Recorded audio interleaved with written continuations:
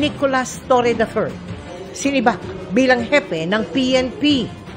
Di pagkakaunawaan sa pagitan ni Torre at ng NAPOLCOM, isa sa mga nabanggit na dahilan. Pero paglilinaw ng kalihim ng DILG. There is no sanction. This is a personal decision of the President.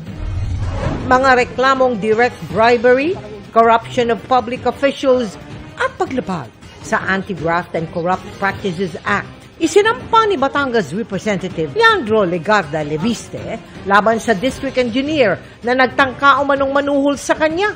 Inalok din na maging state witness. Exclusive.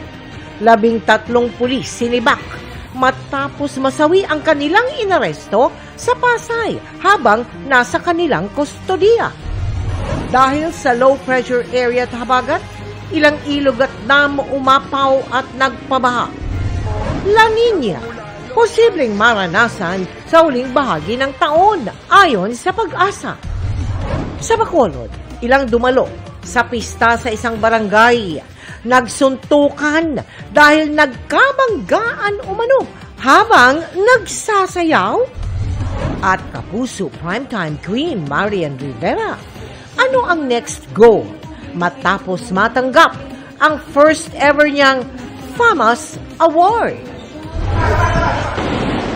This is Philippine culture. There was a ballot that was rejected first. Live mula sa GMA Network Center, ito ang 24 Oras.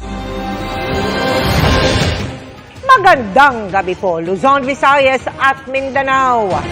Sinibak bilang hepe ng pulisya, si Police General Nicolas Torre III, matapos lang ang 3 buwang pamumuno sa PNP. Isa sa mga dahilan ayon kay Interior Secretary John Vic Remulla ang gilian ni Torre at ng NAPOLCOM ng balasahin ng PNP.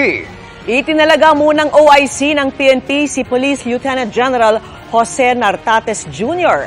habang maiaalok umanong pwesto ang Pangulo kay Torre. At nakatutok si Maki Pulido. Matapos lang ang